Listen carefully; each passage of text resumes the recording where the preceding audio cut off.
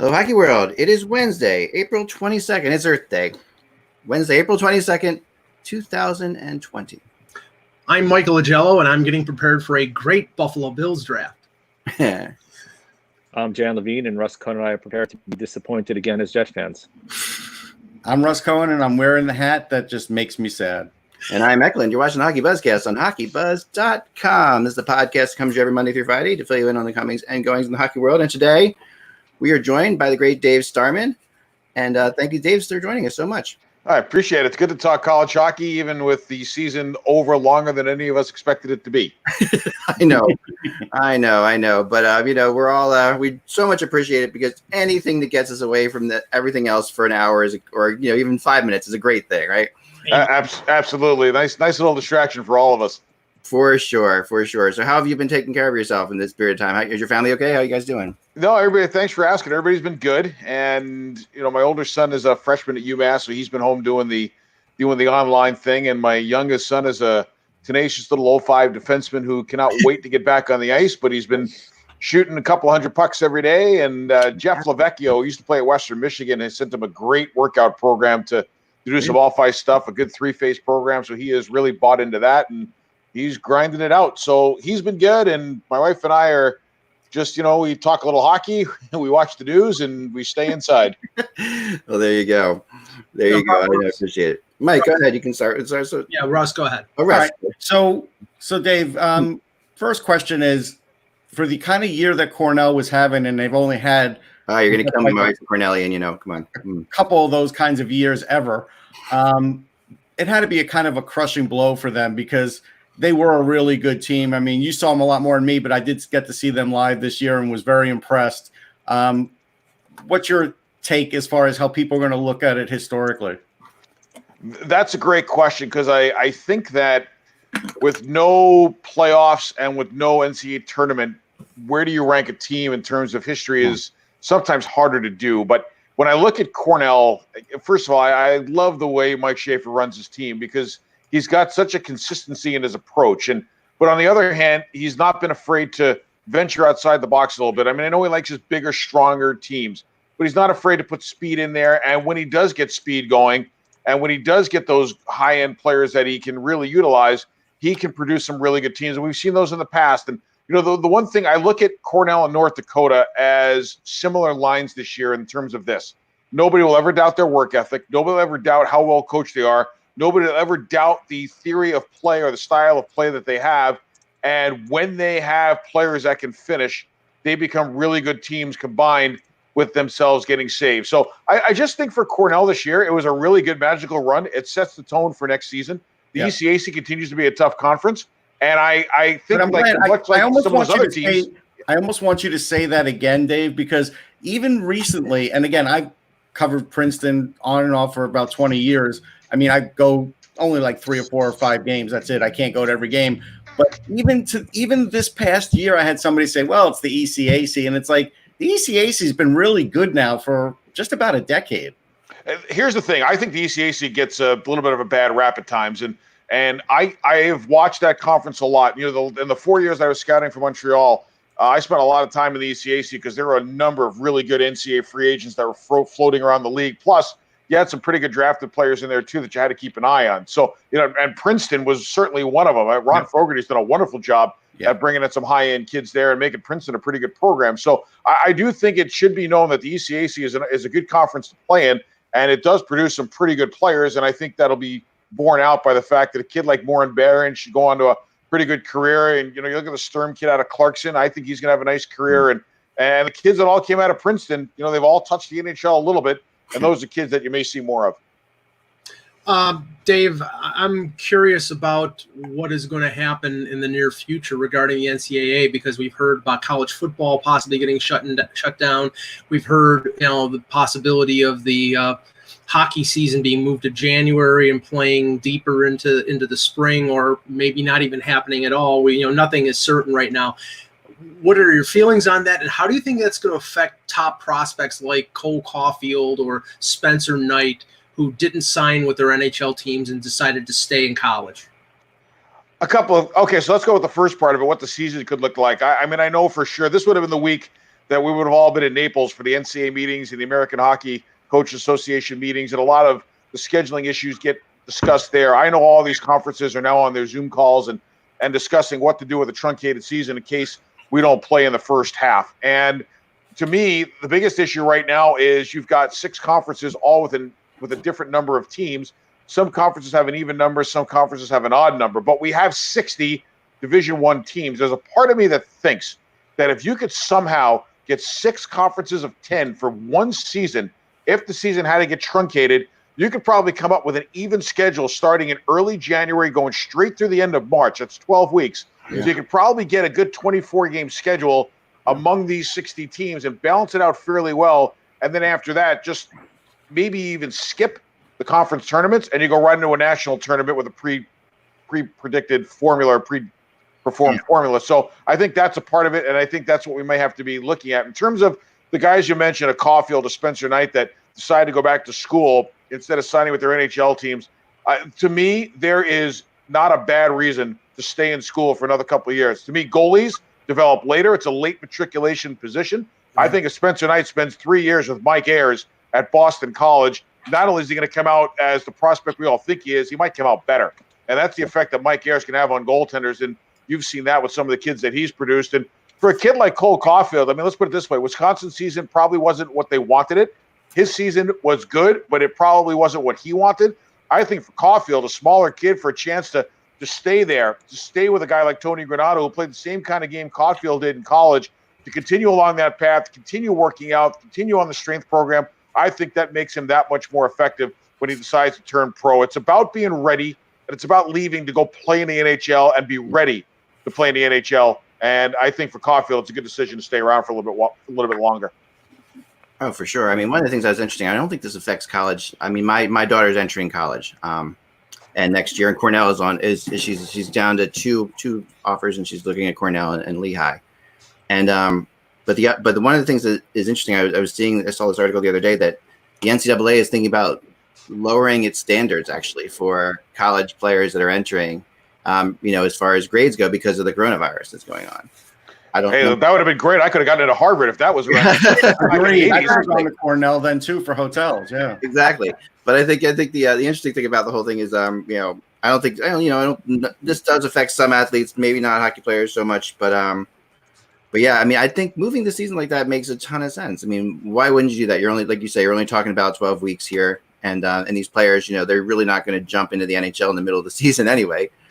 So there's an economic part of it too. And I was thinking about that also, and I thought to myself, if you can get a schedule geographically based a little bit better for some of these teams, it might offset some of the financial revenue losses, especially the schools where college football drives most of the athletic department. So that's got to be a consideration too. I look at the Colorado area. If you can get Denver, CC, Arizona State, and who am I missing? And Air Force. If you can get those 4 teams playing a bit, terrific. If you take a look at Atlantic, there are a couple of Atlantic teams more on the western side of New York State. Do you link them in a little bit with a couple of ECAC teams and even the Ohio teams possibly? Or if you're the Big Ten, do you just adjunct 3 teams for one season, and that gives you that group of 10? I think there's a lot of leeway to play with here. Now, easier said than done, because some coaches are going to be like, hey, wait a minute, no, I'm not moving. I don't want to get out of my conference identity. And some of the conferences may be that way. Hey, we don't want to lose our conference identity for a shortened season. But I do think that there's going to have to be a little bit of a give and take if we get into that truncated season. Jan. So, Dave, I'll ask you a couple questions from the Rangers side. So, Molly Walker in the Post had done an interview with Morgan Barron about last week, and one of the things that came up is his future plans in terms of what he's going to do. And he spoke about part of the reason why he stayed at Cornell last year was to try to win a championship. And clearly, with the truncated season and where they were trending, they had a shot at it. Now, obviously, we don't know what's going to happen. I guess in terms of Barron, did you get any gut feel during the season as it was a championship or bust for him in terms of going pro? Is it something where you think, based upon what you've seen, is he going to come back? Do you think he's going to forego his last season and turn pro with the Rangers? That's a good question. And I mean, I didn't get a feel one way or the other in terms of what direction he would go in. I know that it's important for a lot of players to finish what they started. And I've seen it with a lot of seniors that came back to take that one more run. I can think back to when Greg Moore was a senior as a junior at the University of Maine, was thinking about turning pro. And that's when Maine really had it going under Timmy Whitehead in the last decade. And, him and a couple of his teammates all came back to try to make one more run at it, and they got close. I think there's a lot of merit to it. And again, I don't think that unless you're going to leave the NCAA route to jump right into the NHL and play, is there a reason to leave school early? I mean, there's your academic component. There's a part of it, right? And then there's the athletic component. Now, my thing is this. If Morgan Barron goes back for his senior year and really cranks it and gets another year of that kind of experience, does that accelerate his rate of stepping into an NHL lineup without having to spend too much time in the American Hockey League, where he's now leaving to make NHL money and not minor league money? I mean, I do think that's a consideration with any underclassman or anybody who's going to leave school early. That makes sense. Dave, first question is, do you know why Adam Woden and I released a book that got released, a college hockey book that got released during the pandemic? It couldn't be any worse timing, could it? Then again, hey, listen, ask him a harder question, Russ. I got news for you, Russ. I really, basically, on my online thing, I just ordered every book David McCullough ever wrote. So to me, this is the time to read. So I think this is a great time to put the book out. And I'm looking forward to reading yours for sure. Okay, well, next question is, with Scott Perinovich winning the Hobie, I don't think that was any big surprise. But a lot of times I get asked, can a guy jump to the NHL? And the last guy that I felt defensively that could do it from college was Will Butcher. And some people pushed back at me, and it turns out that time I got lucky and I was right. I kind of think Perinovich could, especially if they're going to lose Peter Angelo, let's say, and there is a spot on their third pairing. I don't know. What do you think? Do you think he could walk into that? Hey, listen, Adam Fox kind of walked right in, didn't he? Yeah, and he did okay. So, and it's funny because, like, I would look at Perinovich and Fox in a similar light. Foxy, I think, does some things that Perinovich is going to be able to do at the NHL level. But when I look at Perinovich, there's a lot to his game, and there's a lot of reasons where I say to myself, this kid could step into a top 6 role on an NHL defense in a good core. And it starts with his skating. I mean, he's a really good skater, and you combine that skating with his hockey IQ, and you've really got something. Then you throw the skill component in, and you've got a player that could basically play at any level. And where Perinovich has an advantage over potentially some defensemen who might make the jump, and again, defensemen are like goalies. I mean, it's a late matriculation position. But where Perinovich has some advantages, he's played a ton of college games under a tremendous coaching staff, starting with Scotty Sandlin. But the guy that he worked with the most in terms of his defensive game was Jason Herter. And Jason Herter's got a knack for developing really, really good defensemen. I mean, there's a player development guy at the NHL level in waiting in terms of Herter. And the one thing that he added to Perinovich's game was how well Perinovich defends. It was a good thing that he brought with him, but it's even better now. And you combine that ability to play defense, play off the puck, read plays, kill plays, the ability to skate, the ability to gap forward, the ability to read early and turn a play around before it even gets into a danger spot. That, to me, is the reason why a guy like Perinovich, who had half his points in a power play, was just under a plus 20 for this season. And I think for that reason alone, you'd have to give him some serious consideration to play in the National Hockey League right away. Dave, there are a lot of positives to NHL clubs to draft a player who's going to go into the NCAA. They have 4 years instead of 2 to evaluate and see them develop, and then they can determine whether they want to sign them or not. Some of them they just let go and let them be college free agents. But I get the feeling sometimes that that sort of counterbalanced with a player like a Jimmy Vesey or a player like a Will Butcher, who those teams wanted to sign them, and they ended up going free agent, and they ended up going to where they wanted to go. How do you think the NHL teams? I mean, they sort of balance that. I mean, is it more of a benefit for them to draft college players, or less of a benefit? And I look at a guy like Casey Middlestat, where I think he would have benefited for staying a year or two more in the NCAA. He signed after 1 year, and I think his development has been hurt because of it.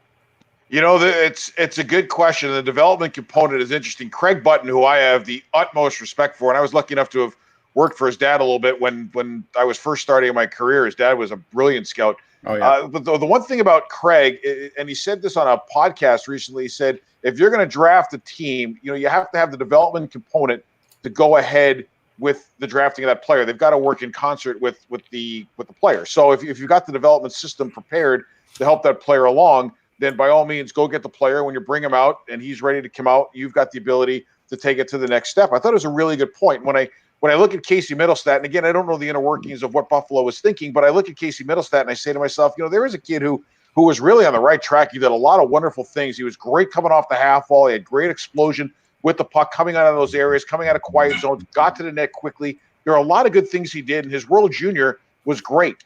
But when did Casey Middlestat, in anybody's eyes, ever establish himself against the next level? When did he establish himself against a bigger peer group? And the one maybe thing about the World Juniors, he was good in the World Juniors. That's fantastic at the World. Yeah, no, he was. And here's the thing, and he had a good college season too. Don't get me wrong, but here's my point, and it comes from having worked for two general managers at the NHL level, which had different looks at this. I worked for Brian Burke in Toronto, and sometimes Burke would be unsure how to evaluate college players because of the age group from 18 to 25. Mark Bergevin, on the other, saw it a little bit differently, and they both had very unique and distinct ideas on it. But when I take a combination of what the two of them possibly had thought, and looking at this, I look at a player like Middlestat who is about 18. He's playing against bigger, stronger guys in terms of playing against men.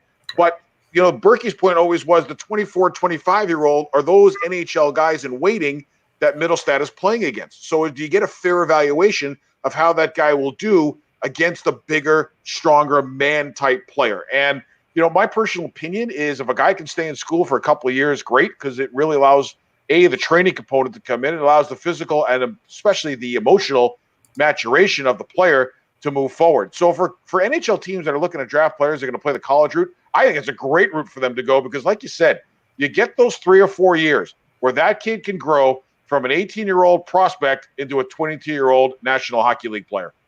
Dave, last question. It seems like the Pittsburgh Penguins are the number one destination for college hockey free agents and for trades. And why in the world are everybody going there? Drew O'Connor, Cam Lee, the two latest. Now the Marino trade I get. Like Edmonton had 48 hours to trade him. So, you're the first one to call for that one. I get it. But they're flocking to Pittsburgh lately.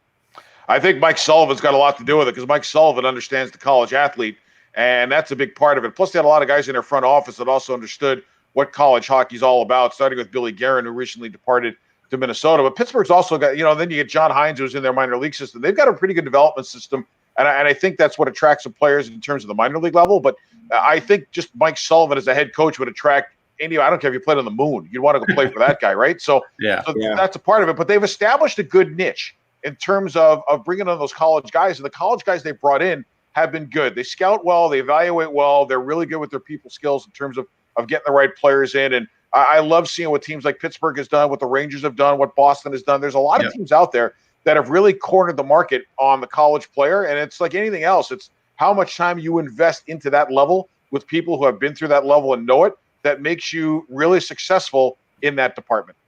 Yeah. Before we let you go, Dave, you really are truly living the dream because I was, like you mentioned here, you have I brought this up from the Grandforks. So not only like you're saying you're talking hockey with your wife, but a lot of us say, "Oh yeah, talking hockey with your wife." Your wife is actually a ringside reporter as well.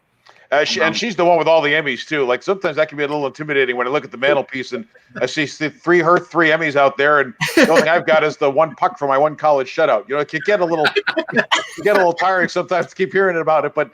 It is. I am blessed. It is really cool. And quick funny story. When we first started, I think we had just gotten married or just gotten engaged, and she was the ringside reporter for Fox Sports Detroit, doing all of the CCHA coverage.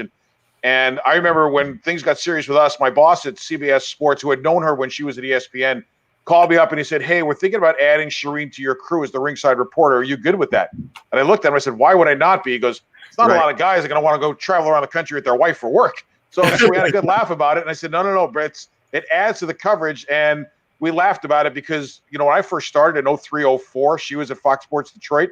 And I remember calling him up. His name's Ross Malloy. And I said, "Ross, if we ever go with a ringside reporter, this is the one we should go with because this is somebody who absolutely has dialed down on the subject and knows what the hell she's talking about." And, lo and behold, it all worked out in many ways.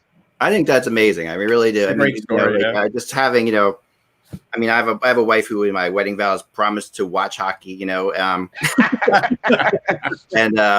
later amended it to watch playoff hockey. But and she loves hockey, and she, like I said, she was a Cornellian and loved and was a season ticket holder for the 4 years she was at Cornell.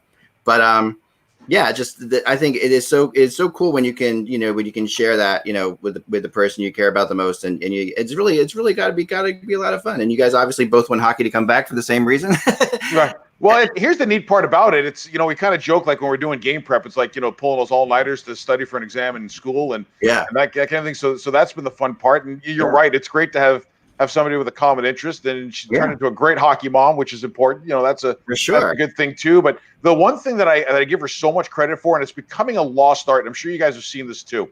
I think there are a lot of reporters way back when, especially whether it be ringside reporters or sideline reporters in other generations, that were tremendous storytellers, that knew how to tell a story, that knew how to not only get the information needed, but knew how to tell it, knew how to ask questions, knew how to get an answer after asking the question 2 or 3 times because the answer wasn't there. I've learned a ton from her in that respect because that was her background and her strength, and it's helped me. I mean, like I think I've done okay with this, but I am humble enough to give a lot of credit to a lot of people for it, and she would be one of them. So it's helped me in a lot of ways, like I said. I love to hear that. I just love to hear that. It's a great story. And I think, it's really, you're right about, how many reporters we talk all the time on here about this, how many times you sit at a press conference or in a scrum and you hear people ask the same stupid questions and the same dumb things. And, then you hear somebody ask something else and you're like, wow, that person has some creativity in their mind there. That person's going to go somewhere with that, and like you say, it is about building a story. It is about having a voice, And it's about listening too. Like I think the art of listening has gotten away from us a little bit at times. Oh, yeah. I mean, you can ask a question and get an answer, but if the answer didn't answer your question or it doesn't answer the vision of the story you're trying to tell, it's important to re-ask the question one more time. And that's become a good little thing, I think, for all of us in our everyday lives is just because you have ears doesn't mean you can hear, right? So you got to make sure you can hear correctly. Now you sound like my grandmother. I love it. No, I love it. No, you're right. If there's a biggest key. So Dave, it was nice meeting you. Thanks so much for coming on today. Hopefully we can have you on again in the future. Anytime. This has been a lot of fun. Thank you, gentlemen. Thanks, Dave. I'll see you around. Thanks, Dave. You got it. All right. There's Dave Starman. And we'll get his Twitter account out to everybody too as well. I think it's D Starman Hockey. Yeah. Let me double check. He's a fun follow too. He's a fun college hockey is such a great thing in my mind. Yeah. People who cover and are into college hockey are just passionate about college hockey. It's like you have to be because you're not going to get paid as much as NHL reporters. You're not in as comfortable circumstances. You're not getting you do get great meals. The NCAA does give you great meals, but everything else is not up to par with the NHL. So you know that going into it. Yeah, it's D Starman Hockey on Twitter. There you go. Follow him, and he's a good follow. That's great. It's really awesome, especially around World Junior time. Oh yeah. Yeah. He does all the studio work for that. He's great around the World Juniors. And just to go off of his point, guys back in the day on Hockey Night in Canada, like Brian McFarlane or Dick Irvin, they would, they weren't like investigative reporters like Mike Wallace, but they asked good questions. They had the relationships with players that they were interviewing that you'd get some insight on them. I think Ron McLean is really good at that too. McLean is really good. The thing I always mention Duhachik and Kevin Allen. These guys, Duhachik and Kevin Allen, are two of my favorites to hang out with. Well, I was talking more about TV people. I'll give you a couple other ones. So Russell, appreciate this. So one, Andrea Kramer was excellent in that role when she filled it. Leslie Visser was phenomenal in that role. And the guy who's now become a major superstar who bridged off of a quote-unquote sideline reporter was Kevin Burkhardt. Right. Yeah, Burkhardt started with the Rangers, and Burkhardt basically parlayed that into the career he has now, and he was phenomenal in that role. Yeah, I think it is important, like when you have a personality, but you don't just simply go like, talk about and not actually ask a question. I hate that. That drives me crazy when talk about.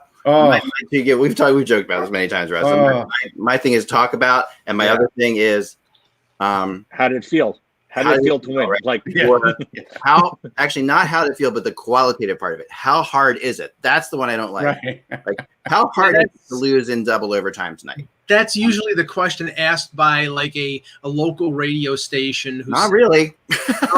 I've heard guys from TSN, and no, you're right, Mike. But it's like. So many people mail it in. You know what I mean? It's just like how hard. I will tell you, one time when I had to get sound bites for Sirius, it was after Tampa was eliminated from New Jersey, and that was after the whole torts thing with Brooks for the first time. Yeah. So I'm in the locker room, and I'm talking to St. Louis, and I didn't ask how he felt after the game. I did it a little differently for a question, and But in the end, he still looked at me and he goes, really? And I'm like, I need the soundbite, Marty, like the radio station looking for it. And he goes, okay. And then he and gave it to me. And that's fair. I mean, I get it. I know you're torn apart, but they're going to want to hear from you. Right. I mean, he's a pro and got that. Yeah, that's tough. And that's the worst. I mean, there is nothing like being in a losing locker room, in general. I mean, you were, and I remember you talking about and the famous game we talked about with Jan last time too, the Flyers Rangers game where Lundqvist was hard to talk to that day. Like that was the one time. Yeah. Yeah. And then Lundqvist is always usually great. Just was in there. He was broken up. That's why he just was so frustrated. Yeah. Well, who can blame him? I mean, that's a real emotional thing, you have to go through. And that's why often we talk about captains of NHL teams who are emotional players having a tough time with it because they come back. I'm sorry, my dog is going nuts. I'll get her and I'll be right back. Okay. All right. Now, and I want to get your thoughts on it, Eck, when you come back, and we'll start with this because there was a lot of news over the last 24 hours where I think have ramifications going forward. Now, all we've heard regarding there being hockey in July and August has been neutral site games. Well, Elliot Friedman reported something yesterday on Sportsnet. That he believes that the neutral site option is pretty much out. Yeah, I have something about this too. And we're going to have, I just talked to our buddy Kevin Allen, who's writing a story for HockeyBuzz right now that's going to be coming out this afternoon. And he talked to some Pie people, and he's got really like definitive story. I'm not going to take it away from him, but I'm going to say that the whole and reveal it all right now. But there's some really good stuff. It's going to be posted in my spot. It's a big deal, and the neutral site thing is definitely. We can discuss the the validity of that. Well, let me just say what Friedman reported, and then we'll keep whatever Kevin is reporting. Well, I mean, I'll talk about it, but I'm not going to give him all the information. What Friedman indicated in the piece was that there is a possibility. Say, for example, I'll just use the Atlantic Division as a possibility, as an example. You have Toronto, Boston, Tampa, and Florida, depending on whether how they do if they do an expanded playoff scenario or just go with 16. If they do that, then one of those three cities or a city in that division would be the host city for that division's playoffs for the first two rounds, sort of like an NCAA type of setting. That would make a little bit of sense because you keep all the teams in one locale. It would likely be a bigger city that would have enough hotel space, and obviously, I think the focus would be on whatever city is least impacted by the current COVID-19 pandemic. So, I mean, they have some flexibility there. I mean, if it's the Atlantic Division, it could be Buffalo because they have two rinks.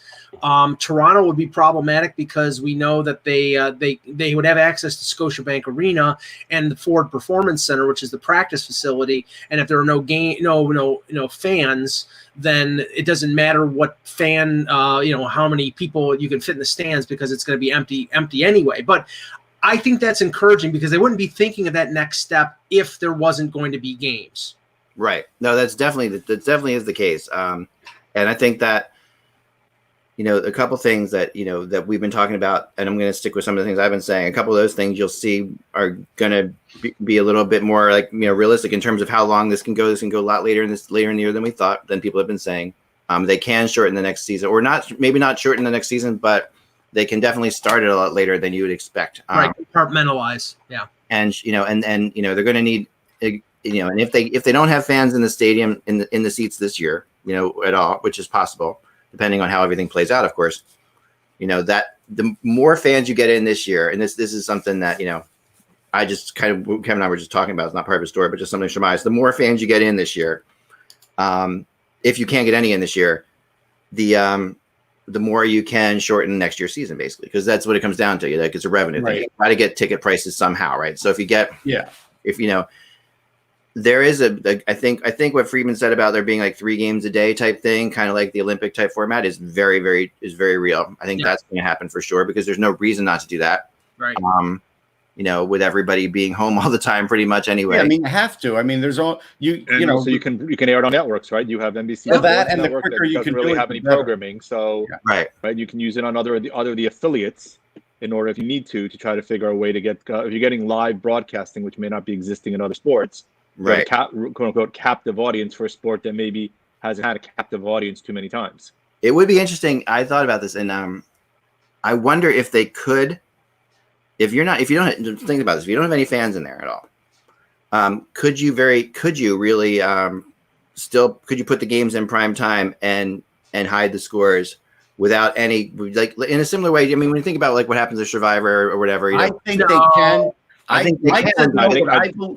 It'll get out. It will get out. I think they can. I think it'll get out. I mean, How's it going to get out? If there's no media, if there's no players going to reveal it, nobody. If there's no media, who's going to reveal it? It gets out at the Olympics. Players are not going to reveal it. No, but the Olympics don't have the Olympics don't have like a non-disclosure. Like you would have to sign these the money. It would be serious. If you're on Survivor, yeah. Basically, there would be like $100,000 fines for if you were caught revealing, the score. Whatever. I think it's possible. I don't think they'll do it, but I do think it's possible. I think it is possible too. Because that way you could have, like say you want to play a game in the afternoon. I mean, people are going to start to be, you really would hope be working by like, say November, December, whatever.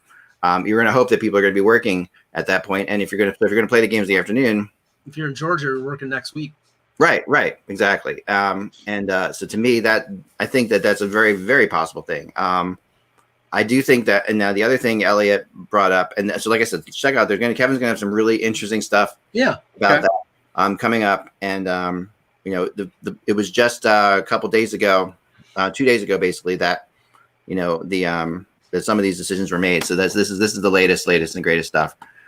Now the other thing that he did talk about was the draft, right? We talked the draft concept. Yeah, I wanted to talk about this. And Russ, I mean, there is a mechanism that you can determine draft picks, conditional picks. I think Friedman said rolling back to 68 games, or that was one thing, and that would determine making the playoffs, missing the playoffs, all that stuff.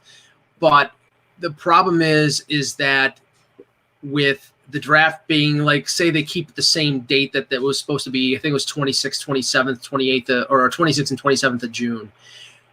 You haven't played the games. You haven't, you're going to, contracts are going to end on July 1st. I mean, there's a whole slew of things that are complicating this that would be solved just by simply waiting until after the season is completed. And like as an example, if you waited until September, you might have empty draft tables other than the GM, the coach, maybe like 2 scouts. Right. You might have fairly, because a lot, it's pretty normal for scouts contracts to run out. That's a normality. Go ahead. How's that different to now then, right? I mean, you're going to have empty, you're doing stuff virtually now. No. But they'll, if they do it, we don't know that the NHL is going to do it from home. The NFL is doing it that way because it's today. In June, they might be able to be at their complex and do it. And I think one of the things that would be a detriment with the June scenario is the fact that how can you make trades? That's the. I think that's a big. That's the biggest section. That's bigger than huge. That's not just big, but the draft and trades and free agent signings are so intrinsically tied together. Yes. That and you can't sign a free agent while the season's still going on. Obviously. Sure. So the whole thing. It just doesn't make any sense that they. Well, it does in the sense that. And I'm not saying I'm a big proponent of it, but I see the other side. If I'm NBC and I see what the ratings are going to be for the NFL draft, I'm going to tell the NHL, we could have 2 days of this while we're waiting for you to ramp up. We need this. We've signed this contract with you. We haven't gotten anything out of this for months. The NHL has to seriously consider that because that is their biggest advertiser. That's their biggest. Right. But I don't think how this goes tonight. I think with the NFL, I think if the NFL goes really well, it definitely puts. It's gonna explode. But Jan, go ahead. I mean, again, here's my view on this.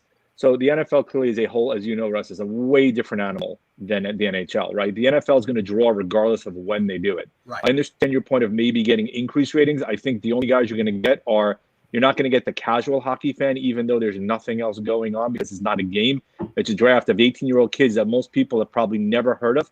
Right. and probably never will hear from again. And in the NFL, you have had free agency completed. Granted, that doesn't happen in the NHL now, but you are bridging off of a completed season. You don't have a stud period, you don't have a champion, and you don't have draft picks that are impacted based upon slotting, positioning, and trades of guys you would make. Look, I understand the view. I understand it's an open window and you hopefully will boost the ratings. Right. I just think there's too many other ancillary factors that impact it to do it at this point in time. Well, I'll tell you what, I've thought about the math ever since Mike told me yesterday. And besides rolling it back to 68 games, it's not like the NFL where if I finish last, I'm guaranteed this. Plus, who's to say they're not going to change the odds for this year? They've changed the odds in other drafts. Mm-hmm. Like they can easily change the odds that if you're the last place team, you don't have a 75% chance for the first 2 picks. Yeah. They can do that with a snap of a finger and a math expert. They can. And Pittsburgh's getting the number 1 pick then.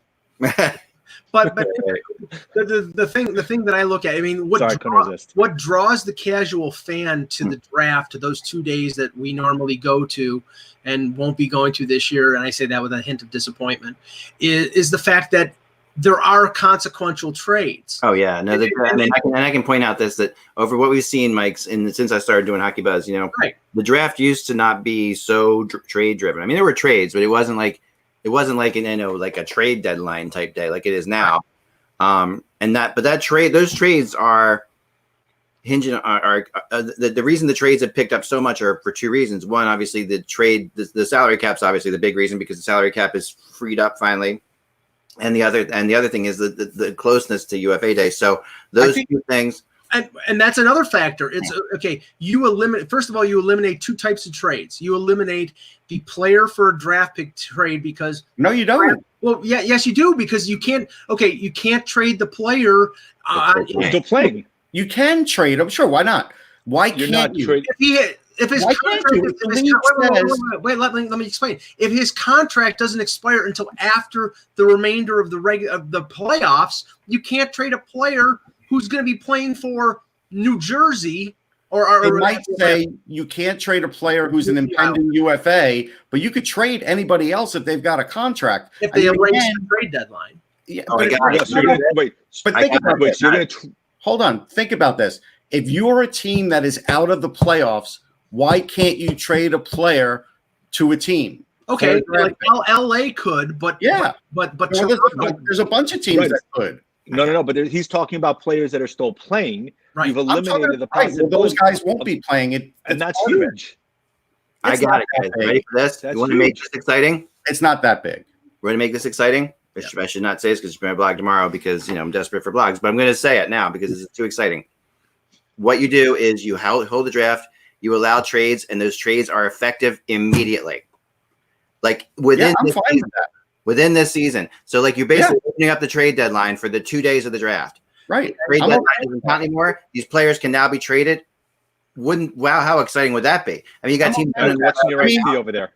I just think the problem is like Rick and Jan have this look where every Friday night their mom gives them apple pie, and then this Friday they give them cherry pie, and they're just like, and then on Monday they go to the doctor and they find out they have diabetes. No, because this is the thing. You had those guys at the trade deadline that made all those deals. You got guys at the trade deadlines that made all those deals, right, and all that stuff. And the trade deadline wasn't that long ago in real terms of how many games have been played since then, right? And you now have the ability, some of those guys got screwed because of what happened, and you're going to be shortening the season, say to like 70. I think they're going to shorten the season to like say 76 games or something like that. I don't think they are going to go 82 fully, right? Because if there's no point in doing that if you're playing in front of no fans, and now you get a chance to actually talk about the excitement that generates going into the playoffs. But the other deal that could probably would be eliminated because we don't think that the salary cap for next year is going to be determined by June the 30th.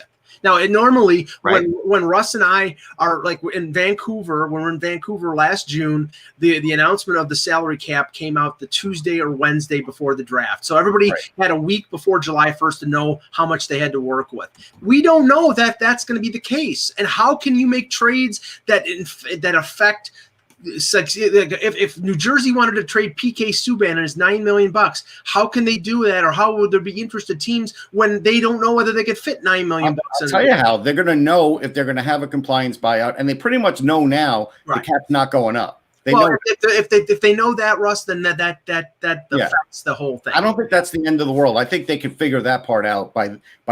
They could totally figure that out, and they could also have some sort of exemption. I mean, everything is weird. Yeah, this year's going to be a whole different ballgame. Right. You could say, like, we could always have the thing that I talked about before of, like, the Ray Bork rule, like I talked about, like an expiring contract that a guy is going to be a UFA. Every team could pick up one of those and not have a count against their cap. Right. Like, I've always thought that was something that made sense because that helps both the team that he's coming from and the team that he's going to, because it makes it easier to trade a guy whose contract is expiring. But opening this up to having like a trade deadline / draft.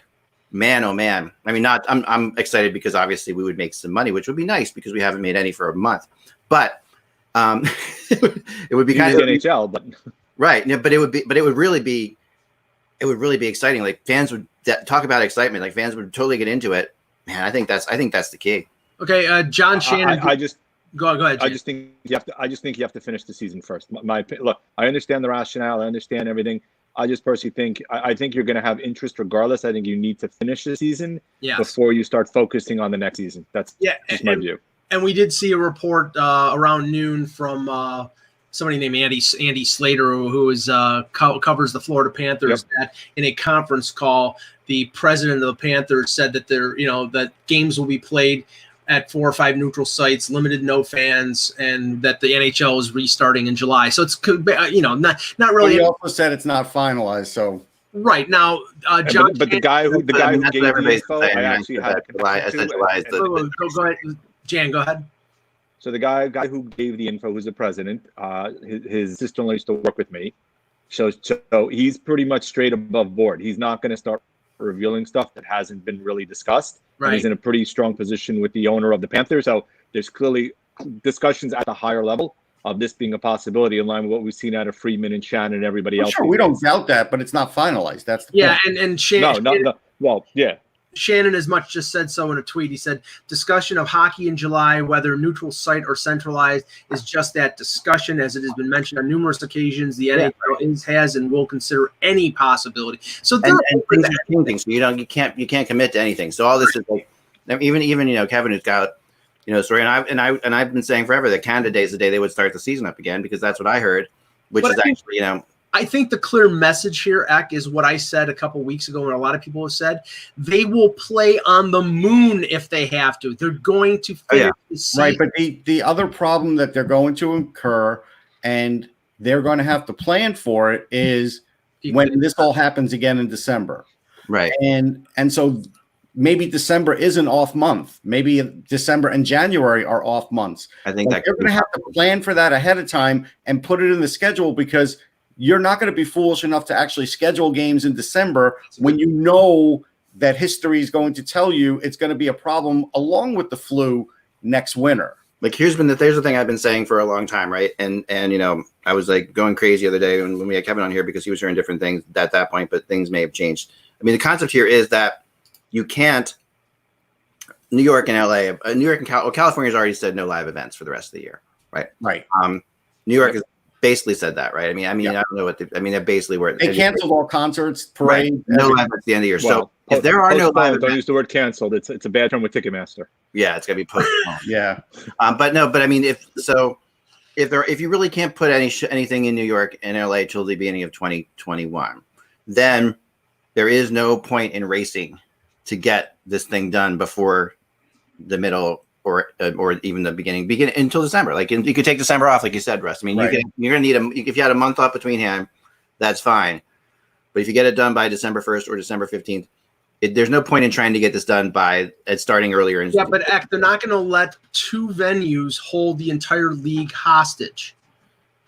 What they'll do is they'll find alternate venues. If they're finding alternate neutral venues to complete. No, they won't. But they might not be able to anyway, Mike. Like, they'll find alternate venues for the Islanders, Devils, Rangers, Kings, and Ducks. Yeah, 5 teams. Yeah, but so here's the thing. I think part of it Santa Clara is close enough. if your goal is to also make sure you capture an audience, right, you need to make sure of who you're competing against, which is a factor in terms of timing, right? The NFL will be coming back. Baseball eventually will end up playing. You need to find a window where you're not competing with too many sports in order to maximize the broadcast, and also that maximizes revenue, which has a downstream impact of impacting the cap next year from an escrow perspective. So that's why all this in terms of July, if you think about it, makes sense to a certain extent, especially if you're going to the playoffs. That's when you have the heightened interest associated with the sport. I mean, there's a couple things. The first thing I can envision this year are the Rockettes wearing the face masks. That's going to be interesting. The second one is, well, what are they going to wear, Mike? That's disconcerting on so many levels right now. It's obviously a joke. But the second one is, they'll cover their legs. Oh, stop. The second one is, you're going to have to compete with the NBA because there's no way you are going to be able to have both leagues in a building at the same time ever again. Like, that's going to end now because, like, as an example, what Eck and I are used to seeing are a lot of times the Flyers and the Wings, or the Flyers and the Sixers. They're not going to do that anymore. Not until we're in the vaccine. It might be until another year from. I think 2 years from now is fine. 2 years from now, yes. I mean, once we have a vaccine, that's when things will start. Yeah, not when the reality was that, you know, the Rudy Gobert thing spread because he was in the same exercise facility as the Ottawa Senators were the following or whatever it was. But that's how it spread from NBA to NHL, because these teams are in the same locker rooms or exercise facilities. Right. They're going to have a couple days in between to clean up and do it again. So that is going to affect scheduling. It is. It's going to have to. I mean, there's going to be stuff like that, I think. There's a lot of stuff, man. I mean, we're just a couple guys. Yeah, you're right. Thinking of little things. There's more things than that, you know. NHL is really. I will give them credit for, of all the leagues, I think, of thinking outside the box and coming up with cool solutions. Yeah, they at least have plans. Like Mike and I were saying. Yeah. The NFL has no plan. Yeah, I think I don't see how the NFL plays at all. No, they don't even have a plan. No, see, this is the thing. And I'm not defending Roger Goodell because he's usually indefensible. But the thing is, the NFL really doesn't have to come up with a plan right now because they don't play a game until September. But if there's any league that is going to play no matter what, even if it's in front of no fans, it's the NFL, because they make billions on their TV contracts. But the problem with the NFL is, like, it's contact. It's contact and so many players on each team. Like, there's so many possibilities. I mean, the NBA has the best shot in some ways because you're only dealing with like 12, 13 guys, right? Well, I have a feeling that the Saturday before an NFL game, both teams are going to be getting tested. It'll be testing day. Yeah, that'll be it. That'll be it. They'll all be tested, and the only way that they'll play, if a player's inactive, he'll be inactive because he's got coronavirus. It's not right. And we'll know about it. Like, they'll be like, "Hey, a player got sent home." Right. And unfortunately, now they'll have to tell you who it is because we'll figure it out. It'll be the coronavirus update. Yeah. That's what I mean. Definitely, it's going to be part of it. I mean, unfortunately, we're getting too many of them with Cuomo and Trump, so they get used to it. Yeah. But I'm excited about the concept. I think this is what we need to do. I think we need to have the draft and the trade deadline. I think that way you get the excitement of everything going, and you create something, because you're right. You can't trade guys and then have them continue the season with the team. I'm fine with that. So you would do a Friday, Saturday draft leading right into the deadline on a Sunday. Yeah, I would give the Sunday I would make the deadline Sunday. I get noon or 3 or whatever they want to do it, but have the draft on Friday and Saturday, and open up trading starting like Friday morning until where you could open up trading now. I mean, you could open up trading right away and say basically trading's open. Yeah, you don't have to have players. One thing I know, Mike, I'm selfish about this. I want to talk about trade rumors, but no. But the other thing, I'm going to send you in a plastic bubble to Calgary for a third. Well, here's two things. I'm going to have to go to New York right now and threaten Gary Bettman to do this. Here's two things that surprised me. The first one was, yes, with the NHL, you don't have to have a guy get a doctor's appointment to make a trade. They could just make a trade because it's in season, so you don't need that. What I was a little surprised at was we heard Rob Gronkowski is going to get traded, but it's pending a physical, and literally an hour. He had it. No. Shush, Mike. And literally an hour or two later, Mike, they say he got the physical, and then he's traded. And you can't Skype physical a guy when it's a potentially $1 million contract. Yeah. So I'm kind of wondering, how did he get one so fast? Where is the doctor that ran into either his house or whatever and gave him, like, how did he get the MRI? Like, clearly some corners were cut. I know this guy his physical. I know the answer to this question. It was Dr. Oz that did it. But I'm more concerned with the WWE if he didn't get infected because the rumors of guys there potentially being. Oh yeah, no, that's infected going to also. start to be a problem. We Well, talked about it before. the interesting thing is that there's some speculation that some NFL teams under the table have been sending doctors to look at Tua, the first round, the quarterback, because everybody's questioning his health, and they're like, that's right now that's against NFL rules. They're not supposed to be doing that, but they're doing the due diligence. I mean, what's a doctor bringing, like a portable MRI in his car? Like, what are you doing? I went to a place with doctors under the table one time, but they shut it down. Hey, it worked in Ant-Man.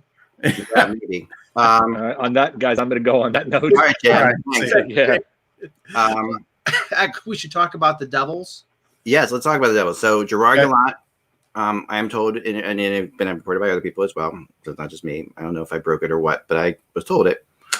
The Gerard Gallant interviewed yesterday went really well with the Devils. Funny thing is, like, who's actually making the decision there? Because, like, Tom Fitzgerald has not been officially up yet. Well, I would think it's still there, though. I would think it's Fitzgerald because he was allowed to trade Coleman. Right. No, I think Fitzgerald did a good job, and I think you're. No. But they were they had set up interviews with other GMs, and right. I mean, honestly, you want me to tell you what the reason is, Zach? Yeah. Because right now, whatever Fitzgerald's making is what he's making. If Josh Harris says you're the GM, he has to pay him more.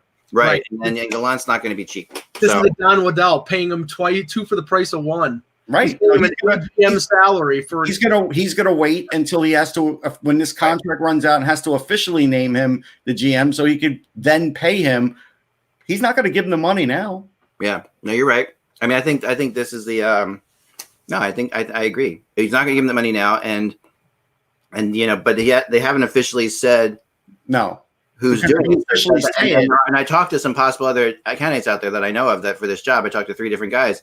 And they've all been told that the Devils just said, well, we're still going to hold interviews. Everything's in flux now. And then Gallant comes in and interviews. Now, the Devils could also be saying, look, Gallant's going to get snapped up by somebody if we're not careful. We got to grab him. Yeah, but okay, this could be a New York Jets scenario where you hire the coach before you hire the general manager, and the general manager traditionally is the one who chooses the coach. So you have this cluster F where like you have Rex Ryan, and then you have McCagnon, and then you have whoever else, the other G, and they were never on the same page. I don't think Harris will do that because he didn't do it with the Sixers. But I do remember, and I'm not a basketball guy, I do remember the way he hired Elton Brand was weird. Yeah. Yes. Yeah. But I don't remember the exact circumstances. Maybe somebody in the chat room knows. But I think he's going to know better and not do it that way. But I also think X right. They're going to make a quick decision on Gallant one way or the other because somebody else will take him. Because Gallant is definitely. I mean, Gallant is a perfect fit for them, right? And they get Gallant in there. He's better with young, fast players. Like he's proven in Vegas. But he doesn't have the defenseman there yet. That's the problem. He doesn't have the defenseman there yet, but there's a lot of other things in Jersey that aren't that dissimilar to Vegas. He could bring that style in and play that style. He's got some higher skilled players up top than Vegas had. Yeah. But the key there is he's got a lot of young, moldable players that he can put into his system. He doesn't have the goalie though. I think Blackwood's a very good goalie. I think Blackwood's a good goaltender. I mean, you're talking about he played pretty good in the NBA. He played. I think Blackwood's their goalie of the future. Don't get me wrong. He's made a big jump. I've spoken to people. I mean, I saw him in juniors. I was impressed. He's like the only goalie I've ever been impressed with at the combine.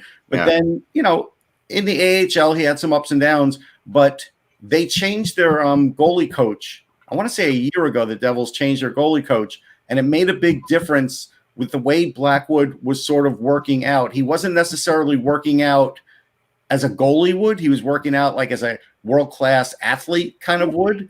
And so then he started getting better at goalie things when he was working the body parts that you have to work and the way you have to do it as a goalie. That's why we saw an improvement with him this year. Yeah, he played 47 games this year at a .915 save percentage and a .277 goals against, which for a team that was really not great defensively. No, they weren't. Those are pretty good numbers. He's really good numbers. Young, he's athletic. I think he's the guy. So their problem is they got that albatross of a contract with Corey Schneider, which is not much of a fact because they're so far under the cap. But you don't want to be paying somebody $6 million who's not going to be your number one. Right. And eventually, you're going to have to pay Blackwood. But I think they're okay there. I think defensively, PK Subban is not the guy he was a few years ago. I think that if they're smart, if there is a compliance buyout, here's a preview for when I write this column. It's going to be Subban that they use it on. It won't be. Well, it should be. But Mike, one thing is, again, he had a bad season. Yeah, if he turns it around, fine, but you don't know that you don't get a chance to turn it around if you compliance buyout one. That's one thing. Right. The other thing is he is getting national recognition for certain media things, and the Devils need that desperately. He is by far their most marketable character. Yes, correct. And and Hughes is obviously going to be that guy eventually, but but never to the level of Subban. Subban has a national footprint. Like he goes on, like the Daily Show or whatever. Where Subban's doing trivia contests on NHL.com. Yeah, I mean, Subban's eventually going to be an analyst. He was doing that stuff for Sportsnet during the lockout. Did you see? I remember when he went on Trevor Noah and Steve Colbert. It's just really, he's so good in situations. He's so good in those situations, and he's so that was when he was with Nashville. I mean, Subban's been in two kind of odd places to be a promoter, like in Nashville and New Jersey, but and in Montreal where he was huge, obviously, and did a great job there. That's why I think it's going to happen when they keep him. I think you're right, Russ. I don't think they can. I don't think they can buy him out. I think they have to sit down with him and they have to say, listen, we need you to pick up your game, and then we got to find a way to pick up your game. And I think they might be able to do that. He'll figure it out. I think people jumped on Subban, but he had a lot going on, and I think he took it a little lightly in his training this year. We all saw he had a good time this summer, and I'm not saying you could tell everything from Instagram, but I think this year, and maybe if he comes back for this season, we might see a difference in him. But if not, you'll probably see it the next season, whenever that is. Richard asked in the chat room, with the hard cap, would owners say no to buyouts? No, they want them. No way. Nope. Yeah, I agree. They have to have them. But like we discussed yesterday, and I got some pushback from Russ and Jan.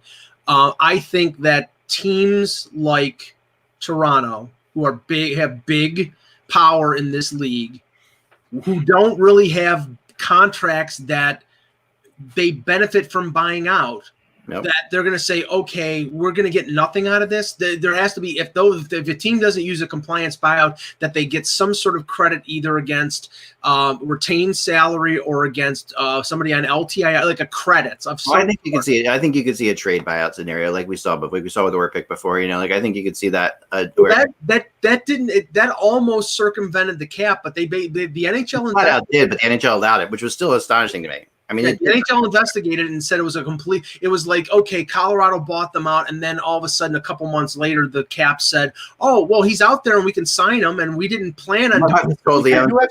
The Joneses basically went to him and they said, listen, we're going to legally go after you forever if you don't let us. That's what I was told. It was like we're going to make this because legally it was fine. Like it was perfectly fine within the national appearance of it. Do what they did. But the NHL has always had this like appearance of evil type thing clause, which is like it goes against the spirit of the CBA, which is another thing altogether. And the spirit of the CBA wasn't going to fly with Ted Leonsis. We do have some breaking news.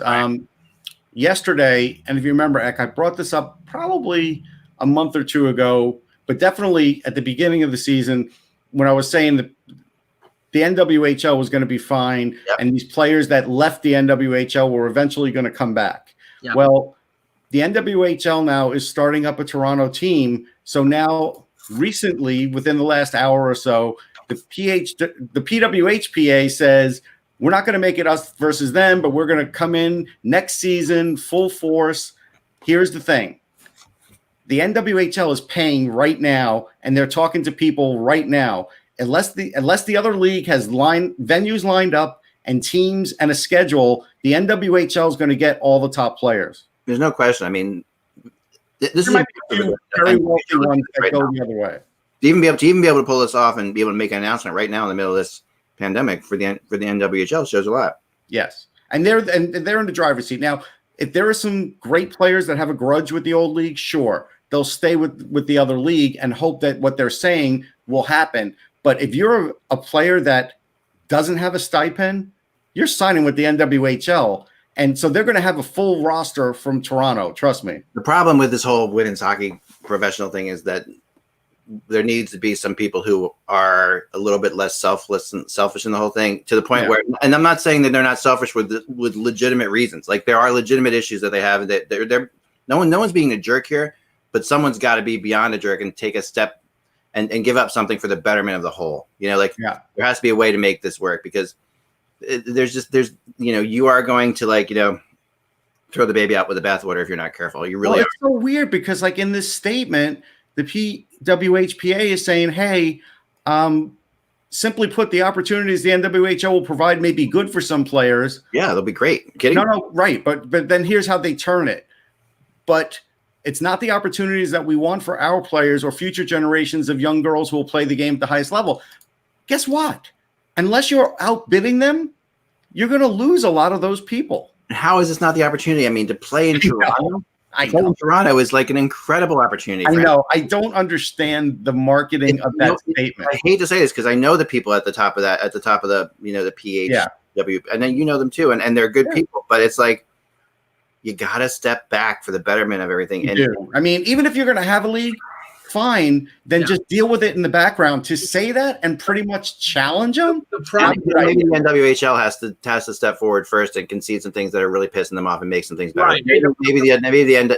Somebody's got to come in and moderate this whole thing. Fine, I'll step up and we'll talk all about it. That's the big issue here, is that the CWHL, the league that folded, they don't trust the leadership of the NWHL. They don't want them to be in control. They were hoping that league would die so that the NHL would do basically a WNHL. That is not going to happen. They got advertising. They have a structure. They're going to be around. So they've got money. They've got some money, and they do. We've talked about it. The CWHL doesn't have any juice behind them right now, and that's the problem. I mean, they may have the moral high ground, and that's the CWHL may have the moral high ground. No, I mean, look, the Gap Tour for the PHWPA was great. Yeah. But how much money were the players making? Did they make anything? We don't know if they made anything. It's not sustainable. It was a PR tour basically. Correct. And it's not that kind of, it's not a sustainable, like, you need somebody, like it or not, like some people who have money are sometimes jerks to deal with. That's the reality. And they've got to deal with the fact that these guys are jerks to deal with. But they're going to be calling people, the NWHL calling people today saying, this is what we could offer you. And they're going to hang up and talk to the other league, and they're going to be like, we'll be able to make you an offer in the future. And they're going to be like, thanks, but no thanks. And it makes no sense for these girls, these women, if they have it. And I really apologize for calling them girls. No, it's no sense for future girls. What I was thinking, and as they become women, to take themselves out of the thing just for some kind of moral high ground, when it's not going to help the whole of it. Right.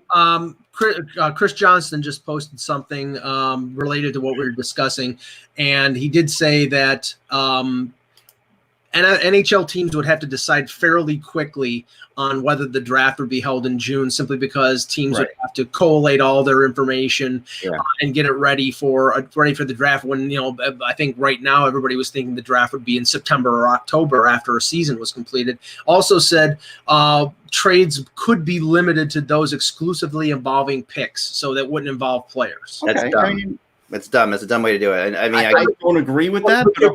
The problem is, Eck, is you're talking about players on existing contracts. They would have to move the deadline, and you're moving the deadline to basically, and you're talking about, if there may be no regular season, you're talking about allowing trades for teams that are just going in the playoffs. Yes, you are. But I will tell you this. Where we are right now. There's nothing going on for 5 months or whatever. Would I love it? And I understand why you would love it. Yes. Yeah, but I think the NHL needs to consider it for something that's you can limit it. Maybe if you can say, you can trade 2 players or whatever, you can make something, but there has to be something.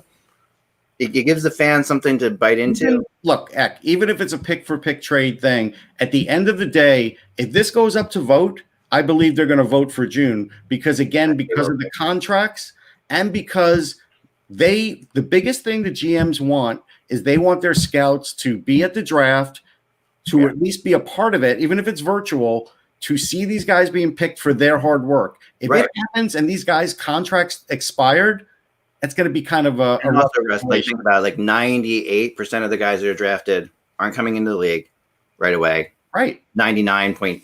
Yeah, I mean, so all those guys, so you want to have them under your ownership as a team earlier, correct. so you can develop them wherever they play earlier. Yeah, because right now you're going to give them probably what we're used to going to in that July camp.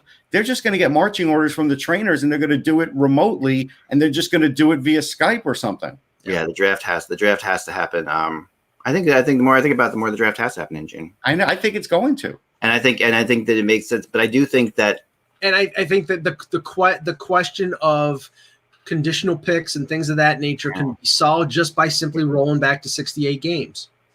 You could roll back 68 games for that. You could, because and one thing that I'll predict is going to say, like, people are going to say, well, we would have lost those games if we knew it was going to roll back 68. It's not like, it doesn't matter. Like, to me, like, knowing, even though they would probably admit that they would have played their goalie in game 67 and 68 if they thought it was going to give a better draft pick. I will tell you this: every team will be at that draft, not like in '83. Yep. Yeah. I'm not going to bore everybody with the story that we told it already. Yeah, we told it already. So there. But I think I have one quick thing. 15-year-old Mike Agell on the draft board, it would have been great. But So I think that I'm going to write a story tomorrow about this, the idea of opening the trade deadline up. So no one tell anyone, okay? Because otherwise everyone's going to write. Well, you just told 40 people in the watching. Yeah, and everybody else. Oh man, there we go. All right, so here we go. This is the thing I want to talk about before we get out of here, which is very quickly. I wrote today. It's Battle Wednesday, and I put a good one up today, I thought. And I saw it. I wanted your opinion, Mike, because it's obviously right in your wheelhouse. Well, I think it's an unfair comparison because one is a winger and one is a center. It doesn't matter. I made the comparison, so it's done. I know you did. That's why I think it's unfair. Doesn't matter if it's unfair. Who is better, Mitch Marner or Jack Eichel? And that's I'm going to ask you right now. Different players playing different positions. Sure, different players. But if you have a draft right now and you're starting a team as an expansion team or whatever, who are you taking? Jack Eichel or Mitch Marner? Eichel. I'm taking Eichel because he's a center. Right. Okay. He's a strong, big, two-way center with a great offensive touch. Marner is smaller. I think he's not as fast, but he's got an unbelievable playmaking ability. He's a winger. Right. And we had the benefit of hindsight on this one because going into the draft, Marner was like, I could play center. Right. But he never played a minute at center. So there you go. He's a bizarre playmaking winger that he is. Right. As a playmaking winger, I feel like you're taking out like half of your possibilities. Like because you can pass. I mean, you're passing always, so you generally everybody's going to be on one side of you. It does center where you can pass. It benefits the Leafs because unusually they have shooting centers. I mean, Tavares is a good playmaker, but I think he's as good or better shooter than he is, or a scorer as he is as a playmaker. And Matthews is a pure scorer. It benefits you to have a playmaking winger with the ability that Marner has. Like, I think if he was playing center, he'd be one of the best playmakers in the league. But I think the difference is too, and I think both guys do this. It's not like because Eichel's a center, he doesn't. Eichel will bring the puck up the ice himself and pierce the zone and make things happen. Marner does it on a regular basis. The Leafs want him to do that. There's very few guys where you want them to do that rather than your defense with the way coaches run it now. I mean, right. I like the who's better. I just think if you're going to match up one or the other, it's got to be players at like positions. It's like, if you did Eichel and Matthews, then we have an argument. Right. And if it was Eichel and Matthews, I would say Matthews. Yeah, maybe. I mean, I'm not 100%. I think it's very close. It's not definitive, no. Yeah, I think I would say Matthews. But Matthews is a number 1 pick. Eichel was a number 2 pick, and but you could say that McDavid wasn't in the draft. Eichel would have been the number 1 pick, and he would have been. Right. He would have been. If Matthews is in that draft, is he number 2 and Eichel number 3? Probably. Well, and go back to 2015. Yeah, probably, but you don't know for sure. Who was picked between Eichel and Marner? Another big center. Dylan Strome. He's turned out as good as McDavid or Eichel. He's still pretty good, but it was I think Dylan Strome's time's going to come. I really feel like he's going to be. It was the attractiveness of a big making. Center, and that's what people talk about with this draft too, right? I'll tell you 2 things that I found interesting. I had to go through my archives to look for some older stuff, right, for some other stuff that I do. And first one I came across was how I rated defensemen in the Morgan Riley draft. And I had Riley 6th, but I wrote in there that I love his 2-step quickness. I don't know what he'll be like after the ACL surgery. So that affected where I put him. Right. I had Dumba as the top guy. You look at that, and then I also interviewed Bobby Ryan pre-draft for his draft, and this shocked me. I'm listening to me, and I was shocked because I said, well, presumably you're pegged to be around the number 5 pick in this draft, and he went higher. But if you remember, going into that draft, nobody thought he was going second. Yeah, Ryan had a really bizarre, like, originally he was like gonna be, he was totally the guy, like, you know, before Crosby comes into play. Ryan when he was younger was very, very highly touted, right? Like, and his stock fell. But there were questions right before the draft, and that's why. Right, and stock started to fall. You're right. Yeah, but it didn't fall enough. But it was just interesting that I said that because I obviously felt that way somewhere. Yeah. And he went second, and I didn't even. Here's the other thing: I didn't even realize I did a pre-draft interview with Bobby Ryan. That's the funny thing. I didn't even know I did it. That's rough. That's interesting. I mean, you used to interview so many people; it's impossible. I know. It's impossible. So just to recap, we have tomorrow former NHLer Pierre LaRouche on the show. Yeah, he's a live wire, man. He's on our Pittsburgh Penguins all time. Yeah, we're going to talk that team, and he is a live wire. He is a fun guy, as you know. Yeah. Great golfer. You could talk golf with this guy. Just a cool guy. Friday we have, I'm confirming, but I believe we'll have Kevin Allen on. I talked to Kevin. Kevin's coming on Friday. Yeah. Okay, good. Monday we'll have former Hartford Whaler and New York Ranger Mike Rogers, who I told we'll go over that Whalers team and see what he thinks. Heck, I had him on my Stratomatic team, him and his line mate Blaine Stoughton. So that was I'll regale him with Mike Rogers, the $6 million man. Yeah. Remember, I mean, here's LaRouche. I mean, he had 2 seasons of over 50 or more goals, one with 48, and he ended up with 395 goals, but he also ended up with 822 points in 812 games. He's more than a point a game. Which on what was a pretty terrible team for a while there. And he wasn't big, so I always used to refer to him as a sort of a poor man's Marcel. He was 5'11", but he had a lot. I'm telling you, this guy had great hands, man. Oh, fantastic hands. Yeah. And next Tuesday we'll have Matt Kalman on, who will talk about the Bruins and I'm sure whatever. The show will be 100% Mets. Yeah. We're running on about 6 minutes in after we hear. We're going to be droning on. J-Lo, excuse me. And we don't always see eye to eye with the Mets. It's funny. So it'll be funny. Matt Kelman, a former hockey buzzer. All right, cool guys. That's all for today. Enjoy yourself. Lots of streaming games coming up. I've done 28 of the 31 teams now. Wow. And I've got 3 to go. And once I get them going, I'm going to put them all in, and we're going to have a regular season with them, and we're going to have some fun with that. So we're going to see what happens. And we're going to have all kinds of fun things after that. So yeah, remember, without the buzz, it is just hockey.